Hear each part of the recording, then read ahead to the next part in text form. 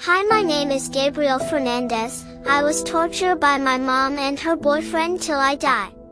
I was born in February 20th, 2005 in Palmdale, California. Since birth I was never wanted by my mom. In fact, she left me at the hospital.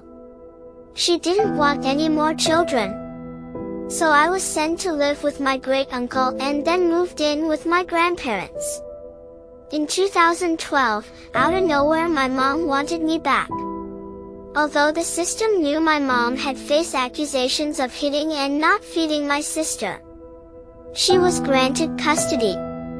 My mom took me back so she could collect welfare benefits on October 2012. My grandparents pleaded not to let mom take me back. It went unanswered.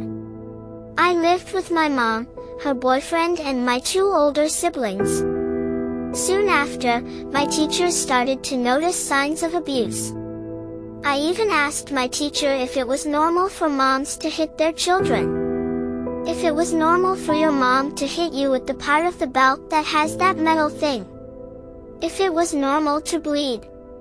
That day after school my teacher called the child abuse hotline. I was giving a useless caseworker named Stephanie Rodriguez. Days passed and I was still being abused at home. I would go to school with chunks of my hair missing.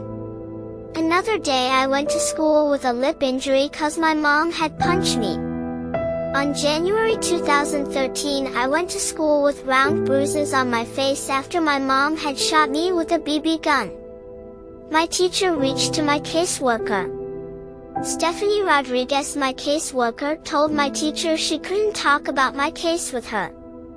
My caseworker Stephanie Rodriguez did go to my house and talk to my mom and me. I was scared so I never told on my mom.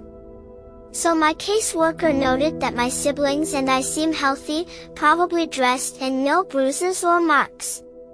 Sadly my caseworker had no idea my abuse was much worse than they even realized.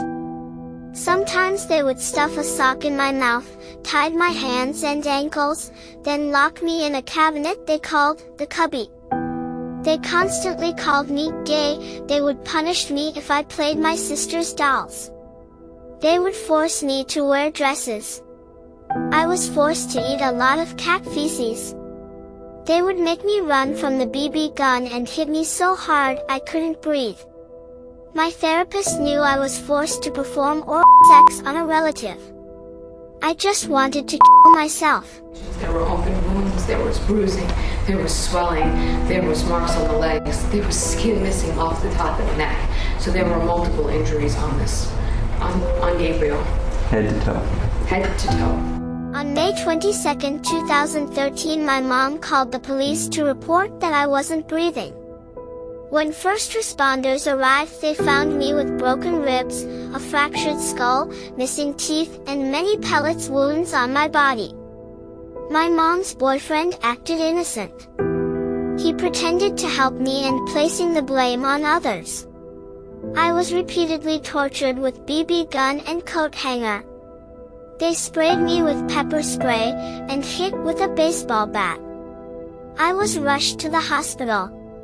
2 days later on May 24, 2013 I passed away. The system failed me. My teacher did the right thing, yet nobody looked hard enough. I really do. That you both, in the middle of the night, you wake up and you think of the injuries that you subjected this poor young man, this poor 7-year-old. And that it tortures you. I rarely say that.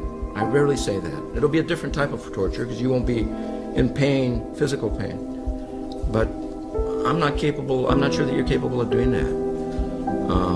Thank you for listening. Please share my story.